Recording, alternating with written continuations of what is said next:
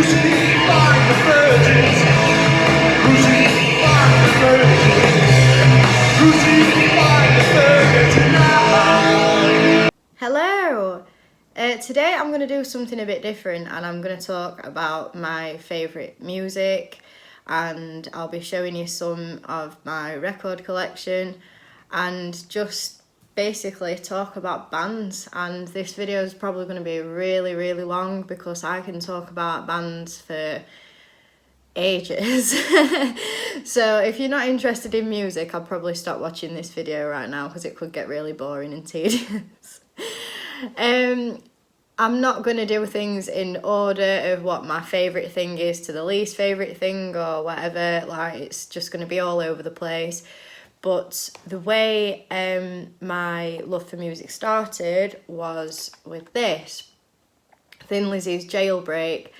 And I actually got this tape out of my dad's cupboard when I was a toddler. Like, I was really young, I was probably about 3 or 4. And I had like a little Fisher-Price tape recorder with a microphone, and you put the tape in and you can sing over it and stuff like that. I put that tape in and I was like, oh, this looks weird, like an old, I'm going to play this one. This is probably going to be better than the Spice Girls. I don't think Spice Girls were actually out then. But I put it in and I was like, oh my god, what the fuck, this is amazing, and I've never heard any music like this before. And I think that's what started the whole obsession with old rock music and old heavy metal. So the next album that really made an impact on me was Guns N' Roses' Appetite for Destruction. I actually did a photo shoot like that, and all the background was photoshopped in, and I was the girl there. Really cool. I'm not going to put that on YouTube because it's not suitable for YouTube. But yeah, that was a really cool thing that I did. But yeah, Appetite, I first heard Appetite in my mum's car, like probably about year 11 or something. I was about 10 or 11 years old anyway.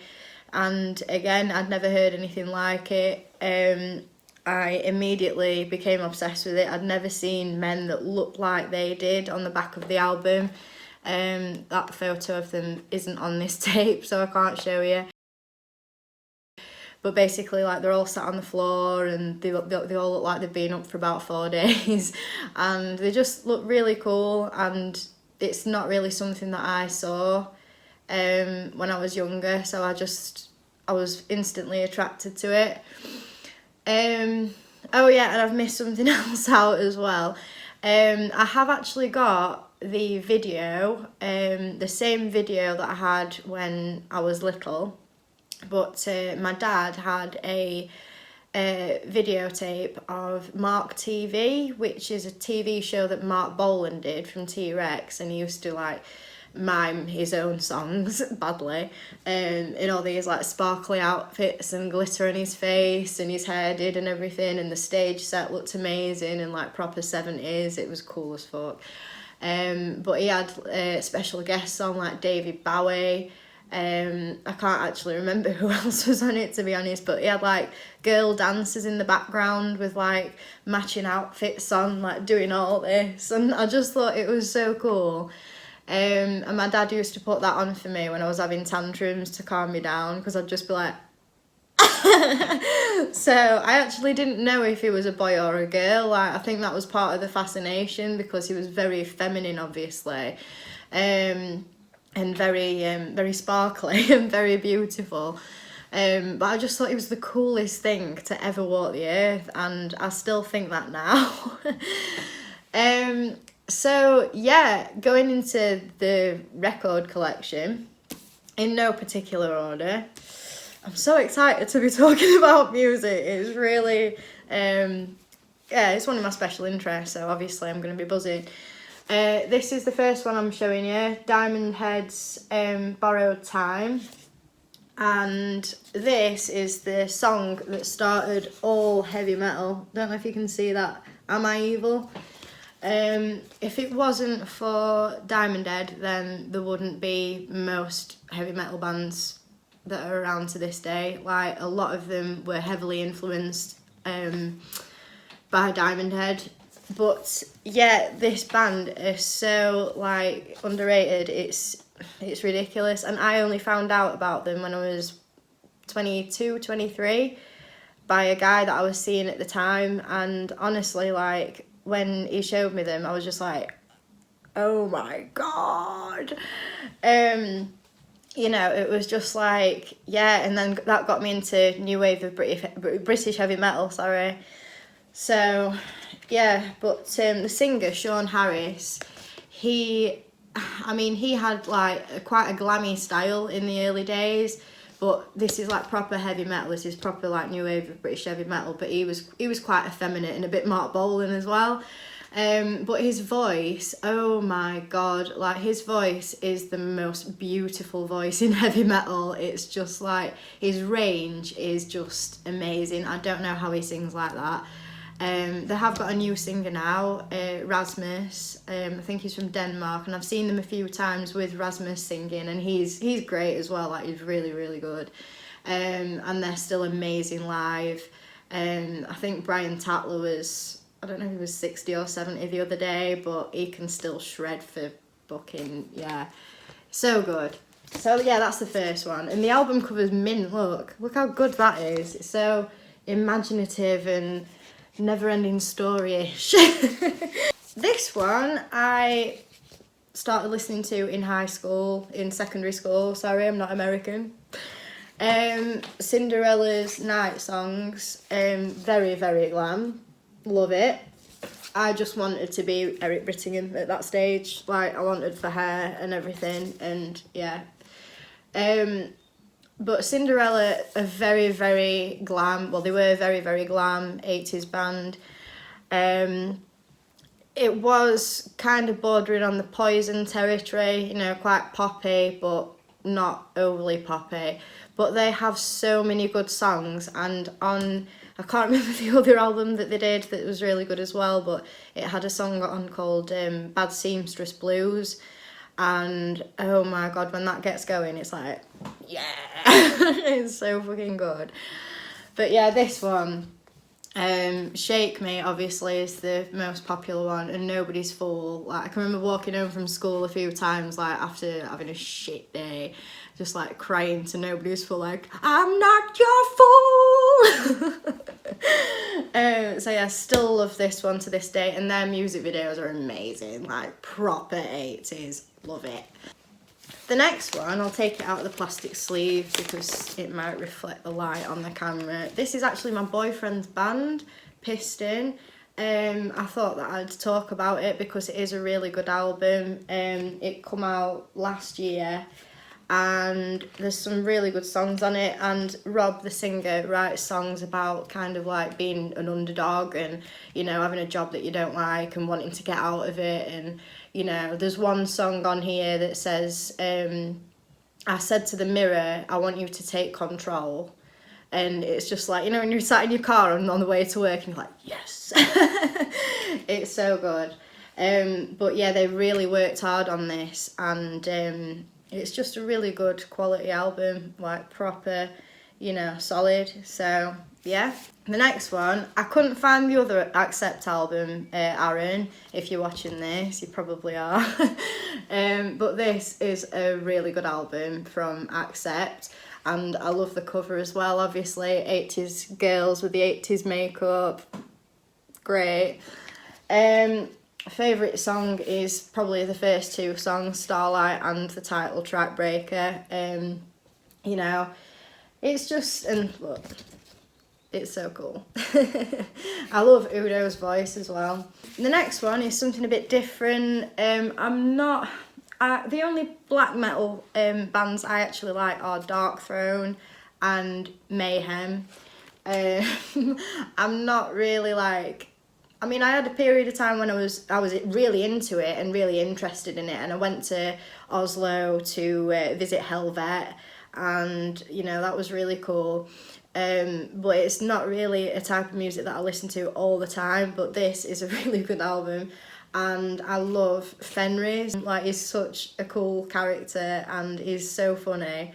I think, I don't know if it was on the documentary Until the Light Takes Us, I think it was actually, like I love the clip of him doing it, but I can't remember exactly where it was from.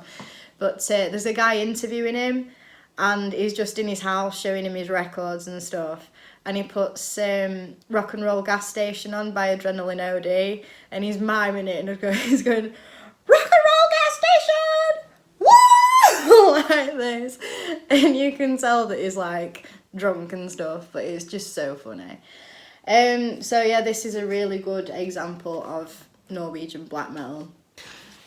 The next one, I couldn't find Electric Warrior, but we love a bit of Mark. Look how fabulous he is as well. He's so beautiful. And look, he's so beautiful. So yeah, this is really the guy that started it off like properly for me, alongside Thin Lizzy's Jailbreak. I still listen to T-Rex a lot, like a lot. I do like the really older stuff, like the more poetic kind of dandy stuff. But really the T-Rex stuff that really gets me going is the newer stuff, the glammy stuff, you know, the stuff that they're most known for. And yeah, Mark Bolan and Mickey Finn were just really cool together, and you just don't get artists like that anymore, you know, that spend a lot of like effort and imagination on not only the music but everything else as well, like the clothes and, you know, what they look like and stuff, and the music videos and that. You don't really get that anymore. But they were just really, I mean, I know there was a lot of glam around at the time, but they were really like pioneers of glam rock. The next one is not only a really good album and a really good band, but a woman that I look up to a lot, and it's Plasmatics, Wendy O. Williams, Metal Priestess. And yeah, Wendy O. Williams was just really one of a kind. She did not give a shit. She did exactly what she wanted when she wanted. Before she got into music, she used to do live sex shows with a boyfriend who was then in the band with her. And yeah, she lifted weights, she was vegetarian, you know, she was just really cool. And she just seemed to be not only, you know, kind of a I don't give a shit about anything kind of person, but she did actually care about people, and she was a really nice person, or so I've heard. And yeah, just look at her, she's just really cool. First woman to go on live TV with a Mohican as well. So, and if you want to see more of Wendy, she's in, she's been on loads of stuff, to be honest. She's been on like talk shows in America in the 80s and stuff. And when she walks on, everyone's like, what's that? But yeah, she's in a film called Reformed Schoolgirls about a school for like bad girls basically, and she's like the ringleader, and she's just so cool in it. I've got a Hanoi Rocks picture disc here. Don't You Ever Leave Me is one of my favourite Hanoi Rock songs ever, and Malibu Beach is just a banger, and that's them. Look how cool they are. And if I was a boy, I would want to be Michael Monroe, definitely. I did actually dress up as him for Halloween one year. But yeah, Hanoi Rocks were, you know, probably a glam rock band from the 80s, like gutter punk kind of thing. But they were really ahead of the time as well. Michael Monroe, the singer, plays so many instruments, like he's so talented. But they don't seem to be that famous in the UK. I don't know why. Like, I know of a lot of people that do like them, because a lot of people that are into music and stuff like Hanoi Rocks. But they're from Finland, So apart from Razzle, who got killed by Vince Neil from Motley, but they are massive in Finland, or again, so I've heard. So that's that one. I forgot to mention as well, Fenris from Dark Throne has a Hannah Rocks tattoo on his arm. Who'd have thought it? So the next one is this, Saint Vitus, Born Too Late. This is one of Wino's, Scott Weinrich's bands. All his bands are amazing. I think this is like the one that people know him for the most though. Yeah, his other bands include Spirit Caravan, Hidden Hand, The Obsessed.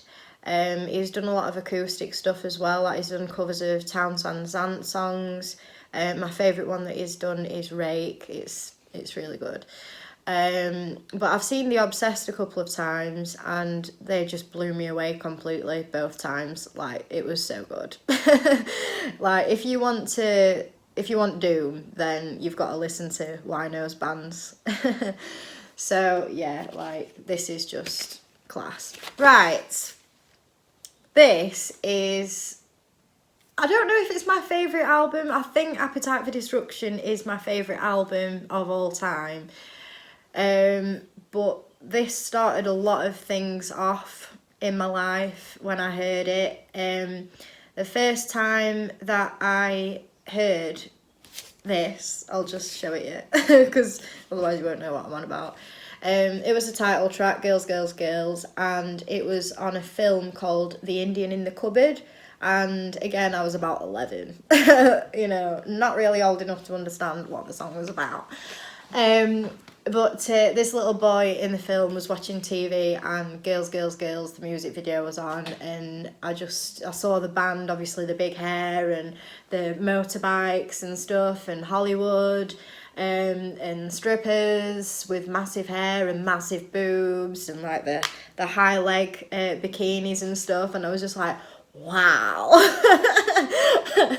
And it influenced some choices that I've made in my life, without going too much into it. But yeah, the album cover is absolutely sick. Look how cool they look. And inside, I was obsessed with the picture inside. It's just really surreal. Like, I just don't know. I think it's meant to be like a strip club, obviously. But they've got all sorts in there. Like, they've got little people, you know, doing magic tricks or something. Obviously, you've got the girls in the bikinis with the big hair and the big boobs. The band sat round sessioning, and Tommy Lee's jacket is just amazing. Like, all his clothes were amazing. Like, it was so fabulous. So yeah, there's a lot going on. There's arm wrestling. There's loads of shit happening, and there's snow on the floor. I think that's snow. It's very confusing, but it's just genius. And I listen to that album every single day. I'm not shitting you, every single day. So yeah, I still love it. The same as the first time that I found out about it. I'll do that later. And Motley Crue are probably my favourite band of all time, all in all. I've got Wild Side tattooed on my knuckles, and I've got the Theatre of Pain masks with Home Sweet Home lyrics underneath on my legs. And I really want an Alistair Fiend tattoo, which is their cartoon mascot man thing. Either that or the Dr. Feelgood album cover as well. So yeah, I'm pretty obsessed. The next one is not really a band. It's a film soundtrack to the best film ever made. Don't argue with me because you're wrong if you do. Labyrinth. I'm not a huge David Bowie fan, funnily enough. I appreciate him. I think he's an amazing artist, and I do like Ziggy Stardust and all that kind of stuff. But this just, you know, again, this is something that I listen to pretty much every day. Probably not in full, but at least one of the songs off it. And this film, again, it was a bit like the Mark TV thing. I think I saw it on TV once, when I was really little. I'm talking toddler age again. And I was obsessed with it. So my mum taped it halfway through, and we only had half of the film, obviously.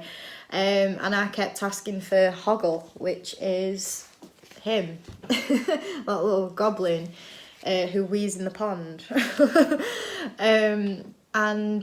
So my mum was looking everywhere for a video of Labyrinth, but because it wasn't really popular and it was a bit of a flop at the time, nowhere had it, so she had to order it in from HMV, and it took ages. And we run the video out within months, and we had to get another one, and then another one after that. I was just obsessed with it. Like, I thought it was the best thing ever. So imaginative, and so just, you know, when you're a little kid and when you're an adult, actually, it's just one of them films that you can really switch off to and go into a different world. And everything's really dreamy, and yeah, David Bowie with his hair extensions and his blue hair mascara and, you know, all that kind of stuff. So, but the soundtrack is just, you know, I put this on, and even if I'm feeling really shit, like, it just makes me feel really happy again. This one is Kill City Dragons, and that's what they look like. I love bands that look like that. I just think they look so cool. Like, it's kind of Dickensian, piratey, you know, glammy, cowboy. I don't know what you call it. It's just really good. But my favourite song on this one is I Don't Want Anything From You, and it starts with like a really I don't know how you describe it, you know, like really western sounding, like cowboy bluesy kind of thing, and then it kicks in and you're just like, yeah. It's just so good, and it gets in your head like all day. But these are just a really underrated band from the 80s, along with the Dogs D'Amour, the Choir Boys, that kind of thing. It's the same kind of thing, and I don't understand why that kind of music wasn't as popular as what it should be, you know. The next one, I don't know if this is the only record that I've shown you that's not from the 80s, apart from the Piston record. But this is the Pink Fairies, and they were a really trippy, kind of psychedelic, bluesy rock band from the 70s. And the way I found out about the Pink Fairies was I was about 19, 20, and I was in the record collector in Sheffield, just browsing, and I saw one of their CDs for about £2 or something.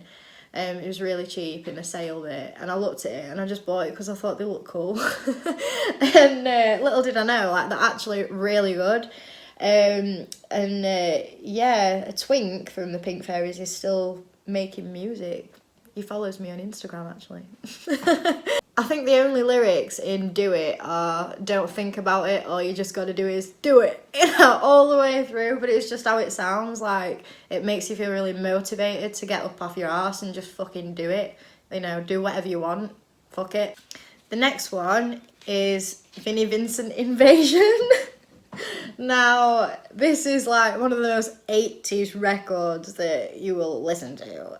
Like, these are so over the top, it's unreal. I mean, look at that. Look at the state of that. It's ridiculous. I love it. Look at his hair. It's massive. It's like a lion. My favourite song off this is Baby O. Baby, oh baby, oh, oh. Baby, I'm a fool for you. Again, it's just one of them songs that gets stuck in your head, and you just want to dance to it. You can't not dance to it. You can't sit down and just like that. The next one is LA Guns. This is the single for Ballad of Jane. I've got a few LA Guns vinyls, as I have with the other bands, but I'm just picking out, you know, a selection. But I love LA Guns. I saw them in Barnsley a few years ago, and they were sick, but I was so pissed off because I had to leave. I think it was like 3 songs before they actually finished, so I missed 3 songs because I had to get the bus. And the bus was actually late, so I could have watched the whole thing. So yeah, but that's them. This is a bit further on in the career. But Phil Lewis, he's just a legend. I've got his old band Girl. I've got their 7-inch as well. But yeah, I would have loved to seen LA Guns in the 80s. I would have loved to seen every 80s band in the 80s, but yeah, what can you do? The next one is Alice Cooper. Welcome to My Nightmare. And I'll just start with talking about the album cover because it's really fucking weird. Like, there's bugs and stuff, and it's like nice pastel colours, and it's a bit Art Deco-y. Like, it's really weird, and I love that picture of him. I was gonna have that in a tattoo at one point, but I decided against it. But yeah, Alice Cooper was pretty much the start of shock rock. You know, when you think of shock rock, you think of Marilyn Manson and Slipknot and all that shit. Like, he pretty much started it. I'm sure there was probably somebody that started it before him. He really did go to town on stage. You know, he had guillotines. I think his wife was the girl that appeared in his stage shows, if I remember right. But nowadays he plays golf. So the next one is one for everybody in the West Midlands, Slade. I love Slade, and again, they were pioneers of the glam genre alongside T-Rex, The Sweet, and you know, all that kind of stuff. But Slade were just really kind of cool working class guys from Wolverhampton. And they do really punchy, like dancey, like stompy songs. Slade actually were in a film called Flame. And they played another band, like a fictional band, but it was pretty much Slade, and a lot of it was shot in Sheffield, where I'm from, in Kelvin Flats and around that area. A lot, I think there was some in not Loxley, Crooks and that. I don't know why it was shot there, but it's really cool watching that and be like, oh, woo, Sheffield. So yeah, love Slade. If you ever get a chance as well, Google Dave Hill's mansion in the 70s, because he had like an orange bathroom suite with a bidet and everything, like proper old school, with a fleur-de-lis motif around everything. It was really, really strange. Probably with a shag pile carpet, I can't really remember. But yeah, that's all being ripped out now, sadly. The next one is The Dogs d'Amour. This is just a bootleg album, but I have got loads of Dogs d'Amour records, singles and albums. I love them. I think that the Dogs d'Amour are easily as good as the Rolling Stones, and they could have been the Rolling Stones of the 80s if it had have just happened a bit more for them. But sadly, again, very underrated band. Not many people have heard of them unless you're really, really into your music. And you know, you kind of moved in circles of those bands that were around at the time, like the Choir Boys and stuff like that. But yeah, they're just a really cool band. And BAM now does jewellery. I bought my boyfriend a couple of things that he's made, and they're really nice pieces. It's very piratey, you know. Tyler, he paints stuff. I mean, he still does music and that. He still tours. But I've got a lot of his stuff that he's painted. I've got a treasure chest. I've got a guitar that he's painted. I've got wine bottles. I've got canvases. I bought an actual drawing that he did. So, yeah, like, he's a really good artist as well. And he does all the album artwork for the Dogs d'Amour, which is really cool. Yeah, their kind of music is really kind of romantic, gypsy, piratey, dandy, Dickensian, that kind of thing, but rock and roll. It's like proper rock and roll, but it's got meaning to it, it's got emotion to it, and he talks about things that are really, you know, no other rock bands at the time were talking about, like self-harm, like depression and being suicidal and stuff like that. A lot of their songs are about heartbreak, and you know, there's a Dogs D'Amour song for every situation in life, really. Like there's Dogs D'Amour songs to dance to cry to, you know, to get married to, to drink to, just everything. They're such a good band. The next one is Trouble, Psalm 9. This is probably my favourite Doom album. And yeah, that's what they look like. My favourite song is Psalm 9, obviously. That's the most popular one, but it is like, it sounds devastating because it's that loud, it's that dark, it's that deep, it's that doomy. And you're just like, oh. So yeah, I wish I'd have got to see these back in the day as well. The next one is Smash Gladys, Social Intercourse. This is one of only 2 albums that they ever did, and I really wish that they'd done more because, again, another really underrated band from the 80s. The singer Sally Cato, I think she's like an accountant or something now, but her voice is amazing and she was just such a good front woman. Really, really fucking cool. But their songs are like, it's like good time rock and roll, you know, let's go and party and stuff, but it's just really good quality stuff. You know, you get a lot of bands from that time that sing about partying and having fun and that, and they're just like, you know, after a bit it's like, this is really naff. These are not naff, these are really good. That's what they look like. There's not many pictures of Smash Gladys, and there's pretty much no live videos knocking about, definitely not on YouTube or anything. If anybody's got any, give me a shout. So yeah, just a really cool band. Right guys, I think that's it now. I've been waffling on for bloody ages. I hope you've enjoyed the video, and I'll see you again soon. Bye!